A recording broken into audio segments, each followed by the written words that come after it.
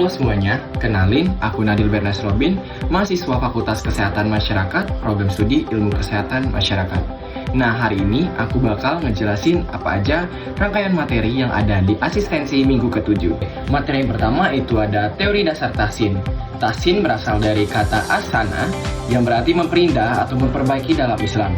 Tahsin berarti memperbaiki bacaan Al-Quran agar sesuai dengan tajwid, makhraj huruf, dan adab membaca. Membaca Al-Quran dengan benar adalah ibadah yang besar pahalanya, karena Al-Quran merupakan petunjuk hidup bagi umat Islam. Nah, tahsin adalah kewajiban bagi setiap muslim yang ingin membaca Al-Quran dengan baik dan benar agar maknanya tidak berubah. Nah, adapun manfaat dari teori tahsin ini. Yang pertama, bacaan Al-Quran menjadi lebih indah dan benar. Dan yang kedua, mendapatkan pahala dan keberkahan dari Allah. Dan yang ketiga, meningkatkan keimanan dan kedekatan dengan Allah Subhanahu wa Ta'ala. Dan yang kedua, yaitu makhrijul huruf. Makhrijul huruf adalah tempat keluarnya huruf-huruf Arab dari mulut, tenggorokan, atau hidung. Mengetahui makhraj huruf penting dalam membaca Al-Quran agar arti tidak berubah. Kesalahan dalam makhraj bisa mengubah makna ayat sehingga pembacaan harus hati-hati. Nah, kesimpulannya, mengetahui makhrajul huruf adalah bagian dari menjaga keaslian Al-Quran dan menghormati kalam Allah Subhanahu wa Ta'ala. Adapun manfaat dari makhrajul huruf itu, yang pertama, membantu membaca Al-Quran dengan tartil dan fasih, dan yang kedua, menghindari kesalahan dalam pembacaan ayat, dan yang ketiga, menumbuhkan rasa cinta dan hormat kepada Al-Quran. Dan yang ketiga itu ada narkoba dan dampaknya. Penjelasannya, dalam Islam, narkoba termasuk haram karena memabukkan dan merusak akal. Allah memerintahkan umatnya menjaga akal sebagai karunia besar. Orang yang memakai narkoba itu bakal kehilangan kendali, melupakan ibadah, dan sering berbuat dosa. Narkoba juga merusak tubuh, keluarga, dan masyarakat. Kesimpulannya, narkoba adalah perbuatan yang dilarang dalam Islam karena menghancurkan diri, akal, dan masa depan seseorang. Manfaat menjauhi narkoba yang pertama, menjaga akal, tubuh, dan jiwa tetap sehat. Yang kedua, itu hidup menjadi lebih tenang, bersih, dan produktif. Yang ketiga, terhindar dari dosa besar dan kerusakan moral. Dan yang keempat, judi dan dampaknya. Penjelasannya, judi atau maisir adalah permainan yang mempertaruhkan uang atau barang dengan untung atau rugi yang tidak pasti. Dalam Islam, judi diharamkan karena menimbulkan permusuhan, kemalasan, dan kerugian.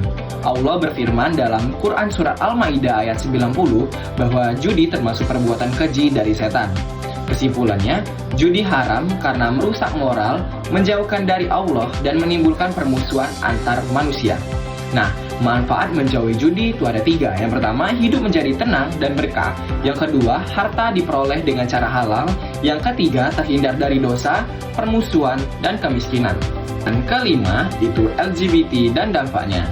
Perilaku LGBT atau lesbian, gay, biseksual, transgender bertentangan dengan ajaran Islam dan fitrah manusia. Allah menciptakan laki-laki dan perempuan agar saling melengkapi. Kaum Nabi Lut dibinasakan karena melakukan perbuatan ini. Islam memerintahkan umatnya menjaga kesucian diri dan menjauhi perbuatan keji. Kesimpulannya, LGBT adalah perilaku yang diharamkan Islam karena melanggar fitrah manusia dan menyebabkan kehancuran moral serta sosial. Nah, manfaat menjauhi LGBT itu yang pertama, menjaga kehormatan dan kesucian diri. Dan yang kedua, memperkuat keluarga sakinah dan harmonis. Yang ketiga, mendapatkan perlindungan dan ridha Allah Subhanahu wa Ta'ala. Dan keenam, itu ada profesionalisme. Profesionalisme dalam Islam berarti bekerja dengan jujur, amanah, disiplin, dan sungguh-sungguh. Setiap pekerjaan yang dilakukan dengan niat karena Allah bernilai ibadah. Seorang muslim harus bekerja dengan sebaik mungkin dan tidak menipu karena itu mencerminkan keimanan. Nah, kesimpulannya, profesionalisme adalah bentuk pengamalan iman melalui kerja yang baik, disiplin, dan bertanggung jawab. Manfaatnya, yang pertama itu ada meningkatkan kepercayaan orang lain. Yang kedua, mendapat pahala karena bekerja dengan niat ibadah. Yang ketiga, menciptakan lingkungan kerja yang produktif dan berkah. Dan materi terakhir yaitu berwirausaha. Islam sangat mendorong umatnya untuk berwirausaha dan mencari rezeki halal. Rasulullah adalah seorang pedagang yang jujur dan amanah. Wirausaha mendidik seorang menjadi mandiri, kreatif, dan tidak bergantung pada orang lain. Dalam berdagang, Islam melarang penipuan, riba, dan ketidakadilan. Kesimpulannya, berwirausaha adalah amalan yang mulia dalam Islam jika dilakukan dengan cara yang jujur, halal, dan amanah. Manfaatnya mendapatkan rezeki yang halal dan berkah. Yang kedua itu membuka lapangan kerja bagi orang lain. Dan yang ketiga itu menumbuhkan semangat, kemandirian, dan tanggung jawab. Dan kesimpulan umumnya dari materi ini, dari seluruh poin di atas, Islam mengajarkan agar umatnya hidup dengan nilai ketaatan, kejujuran, dan tanggung jawab. Semua perintah dan larangan memiliki tujuan yang menjaga kehormatan manusia serta menciptakan kehidupan yang damai dan bermartabat. Manfaat umum, yang pertama mendapatkan keimanan dan ketakwaan kepada Allah. Yang kedua membentuk akhlak mulia dan kehidupan sehari-hari. Yang ketiga itu menjauhkan diri dari perbuatan dosa dan kehancuran moral. Yang keempat itu menciptakan masyarakat yang adil, aman, dan sejahtera. Wassalamualaikum warahmatullahi wabarakatuh.